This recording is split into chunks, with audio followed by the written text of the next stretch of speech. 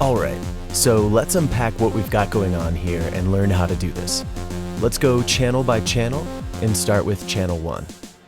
As you can hear, we've got a marching snare drum beat and a cymbal happening on the and beats, or beats 2 and 4, coming out of our first pico drums.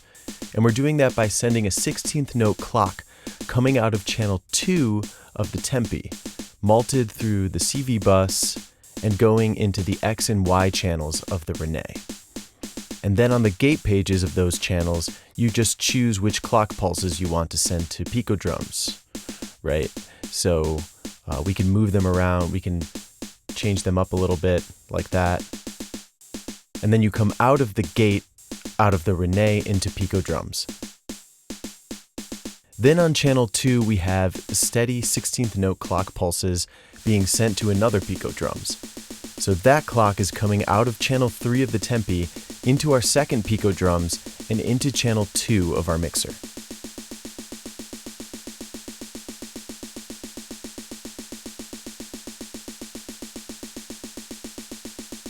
And that is being modded by our pressure points going into the mod input of the tempi. Tempi has this mod function that allows you to swap channels between whatever channels you choose to be swappable. You pick the swappable channels by pressing B once and choosing which channels you want to swap. Press B again to exit that section. They'll change from blue to purple, but it's kind of hard to see in this shot. The default swap pattern is a clockwise pattern. So if you are swapping 3 channels like we are today, channel 1's tempo will become channel 2's new tempo, 2 will become 3's, and 3 will become 1's new tempo. So in this case, to create our ramping up riser effect, we are modding channels 3, 4, and 6 on the tempi. 3 is triggering our snare, 4 is being used as a 32nd note tempo, and channel 6 is triggering our kick drum on another pico drums, and going into channel 3 on the mixer. So if we demo this out, when we trigger the mod input with our pressure points, the tempos all swap clockwise. We push it again and they switch positions again. And then we go back to where we left off, which is the start of our riser sequence, which isn't what we want. We want to end up at our original tempo, so we unmute channel 1 on the mixer and mute channel 2.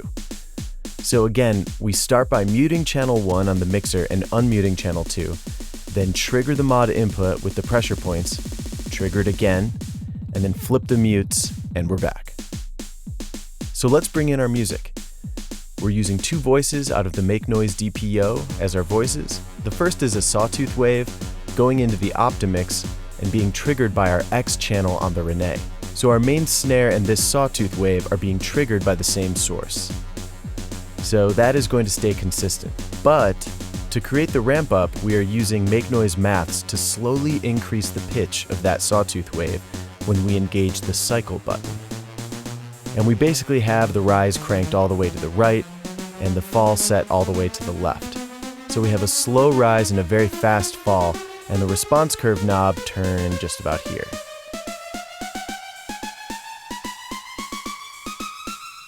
And to reset it, we turn the cycle off, pull back the rise a little, and bring it back like that. So we are also sending some reverb to that sawtooth wave, and the reverb is coming in on channel 6, and it just gives us some more size.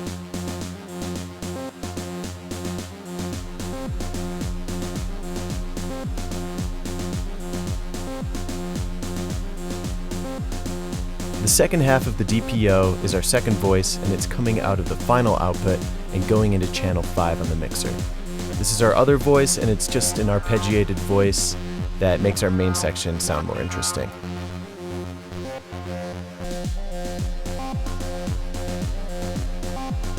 So our first action to set the riser and ramp in motion is to pull out the second DPO voice by muting channel 5 and pressing the cycle button on maths to ramp up our voice on channel 4. And there it goes. Now we're ramping up, Now we're going to mute channel 1 and unmute channel 2. That brings in channel 2. Now we're going to modulate the kick and snare tempos so they switch positions. Switch positions once again. We're going to bring out the ramp voice and the second snare, and bring in the original snare and hit pressure points once more to go back to our main beat. And then if we want to reset the ramp voice, turn off the cycle button, reset the rise knob, and we're back. Sound good? What do you guys think?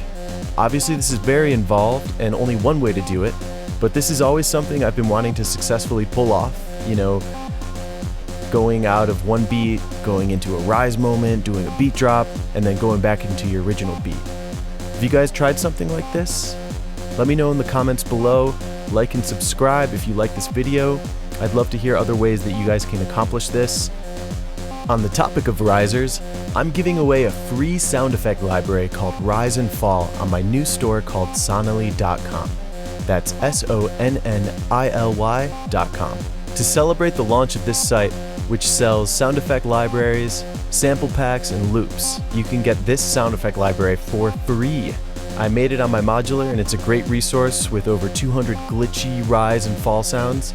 It'll be available for free for a month at the release of this video, but Patreon subscribers can get it for free forever as a thank you for your support.